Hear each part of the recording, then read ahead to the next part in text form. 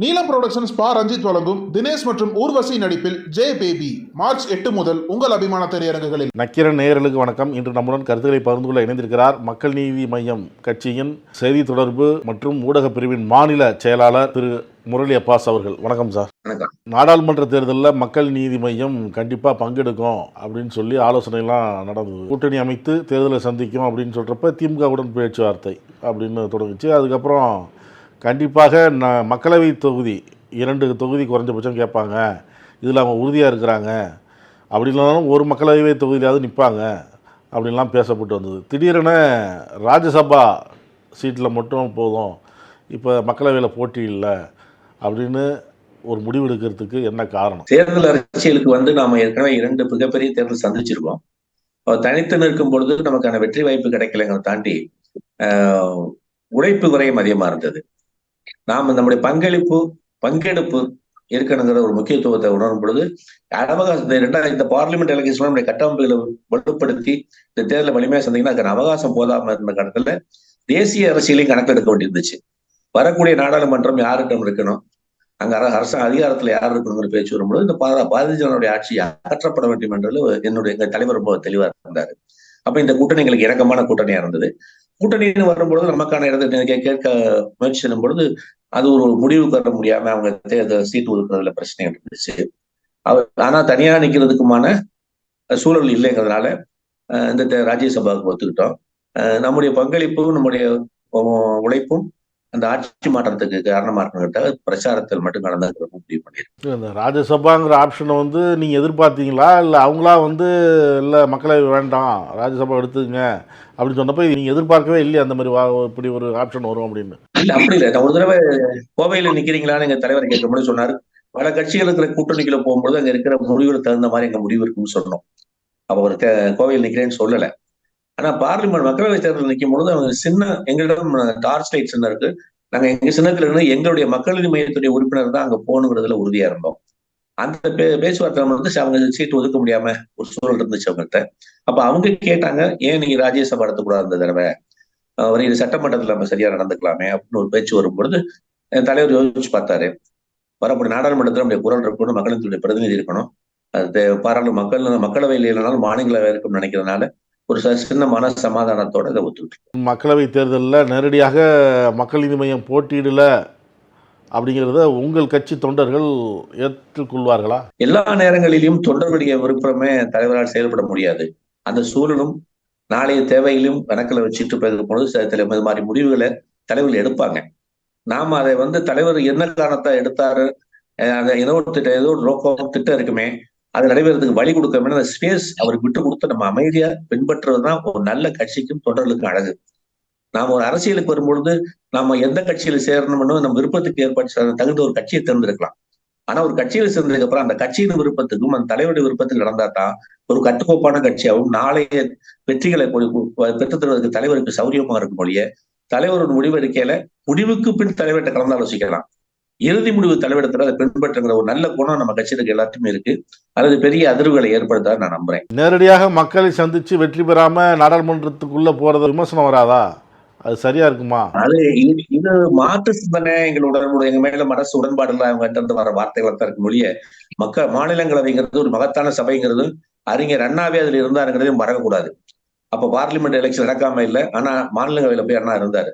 அது எப்படின்னா உங்களுக்கு அதுக்கு பேரே சான்றோர் சபைன்னு இன்னொரு பேர் கூட இருக்கு. அதுக்கு கீழ் மக்களால் தேர்ந்தெடுக்கப்பட்ட ஏற்படுத்துகிற தீர்மானங்களை அக்செப்ட் பண்ணக்கூடிய அதை பத்தி மேல் கருத்து சொல்வதற்கான தகுதி வாய்ந்த ஒரு மாபெரும் சபை ராஜ்யசபை.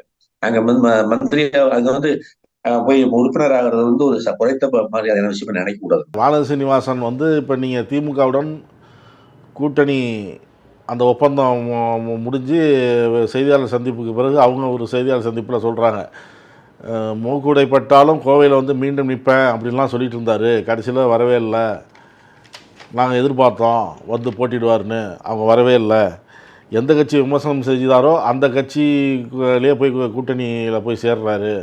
அப்போ அவருடைய எண்ணம் ஒரு அரசியல் ஆசை, அவ்வளோதான் எம்பி ஆகணும்னு அந்த மாதிரி போயிருக்கிறாரு. சீனிவாசன் இப்படிப்பட்ட கருத்தை தான் நம்ம எதிர்பார்க்க முடியும். ஏன்னா அவர் பாரதிய ஜனதாவுடைய பிரதிநிதி.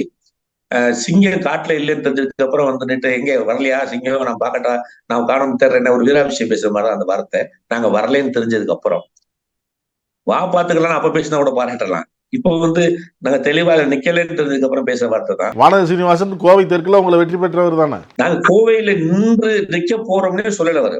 எப்ப நாங்க அந்த அன்னைக்கு சொன்ன கருத்தை நீங்க எடுத்து பாத்தீங்கன்னா மூக்குடைப்படுவதற்காக நான் பின்வாங்க மாட்டேன் அப்படின்னு சொன்னாரு ஒழிய கோவையில நின்றுன்னு சொல்லவே இல்லை அவரு.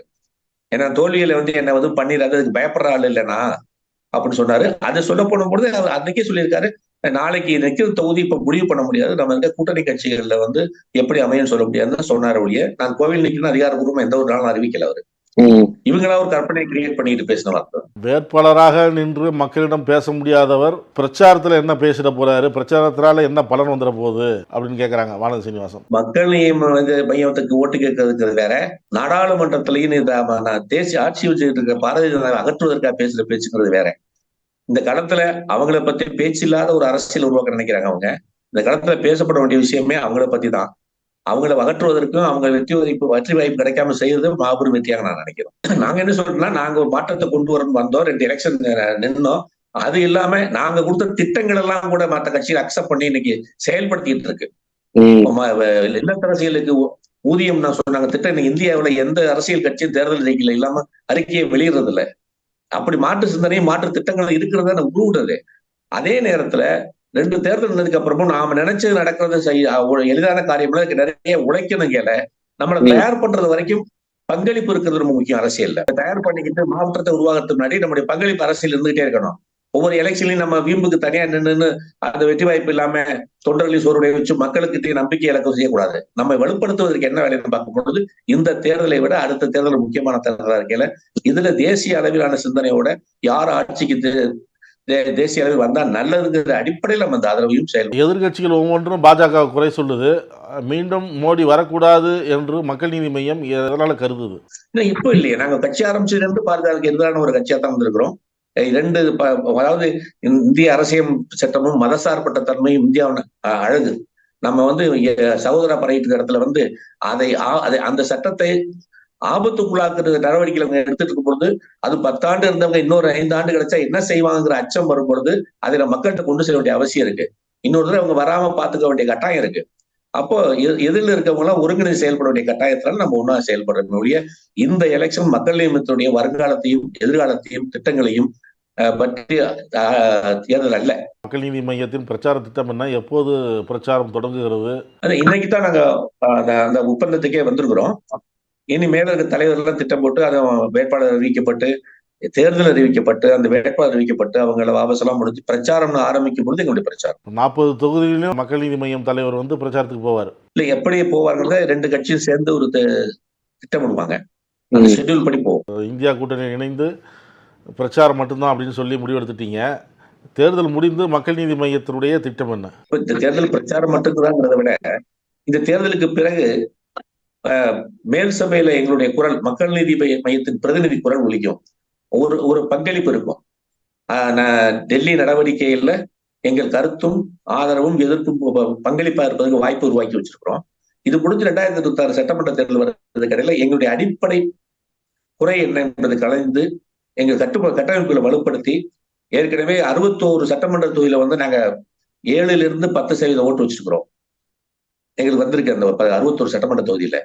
அப்ப அது எந்த நாளா இருந்துச்சு, அது என்ன மற்ற தொகுதியில் எப்படி கண்காணிச்சு செய்யணுங்கிறத முடிவு பண்ணி அதன் அடிப்படையில 26 வரைக்கும் கட்சி வளர்ச்சிக்கான படிகள் இடம். எங்க தலைவரை பொறுத்த வரைக்கும் இந்த அரசியலுக்கு வரும்பொழுது ஒரு வார்த்தை சொன்னாரு, என் இறுதி காலம் வரை என்னுடைய குரல் மக்களுக்காக ஒலிக்கும் சொன்னாரு. அப்ப கேட்டாங்க ஆட்சியை பிடிப்பீங்களான்னு கேட்டாங்க. அது மக்கள் முதலமைச்சர் உட்கார வச்சா அந்த இடத்துல இருந்து பேசுவேன், இல்ல ஒத்தையால விட்டா கூட அப்பவும் பேசுவேனாரு. அவருடைய முதல் நோக்கம் தன்னுடைய குரல் மக்களுக்கான குரலா இருக்கணுங்கிறது. இப்ப பொதுவெளியில இருக்கிற குரலை சட்டமன்றத்துக்குள்ளேயும் பாராளுமன்றத்திலையும் கொண்டு போறதுதான் முதல் நடவடிக்கை. அதனுடைய நீட்சியும் அவருடைய அடுத்த கட்டங்கள் தான் ஆட்சி பிடிக்கிறதுங்கிறதெல்லாம். எங்கள் குரல் ஒரு தாக்கத்தை, அவருடைய பிரபலமான அவருடைய குரல் தாக்கத்தை ஏற்படுத்த ஒரு மாற்றத்தை உருவாக்கும், ஆட்சியில் பரிசீலிக்க வைக்கும், யோசிக்க வைக்குங்கிற குரலை விரயம் பண்ணாமல் மக்களுக்காக செலவழிக்க இந்த திட்டம் சரியாக இருக்கிறதுனால தான் நாங்கள் ராஜேஷ் பவுன் கருத்துக்களை பகிர்ந்து நன்றி சார். நக்கீரன் டிவிக்கு சப்ஸ்கிரைப் செய்யுங்கள். உங்கள் ஆதரவே எங்கள் பலம். ஆசிரியர்களுக்கு நண்பனாகவும் மாணவர்களுக்கு ஆசானாகவும் திகழும் தேர்வு வழிகாட்டி. ஒவ்வொரு பாடத்திற்கும் அனுபவமிக்க ஆசிரியர்களின் துல்லியமான தெளிவான விடைகள். CNC இருக்கு, தேர்வு பயம் எதற்கு? இது தீரன் பப்ளிஷிங் ஹவுஸ் விற்பனை வெளியீடு.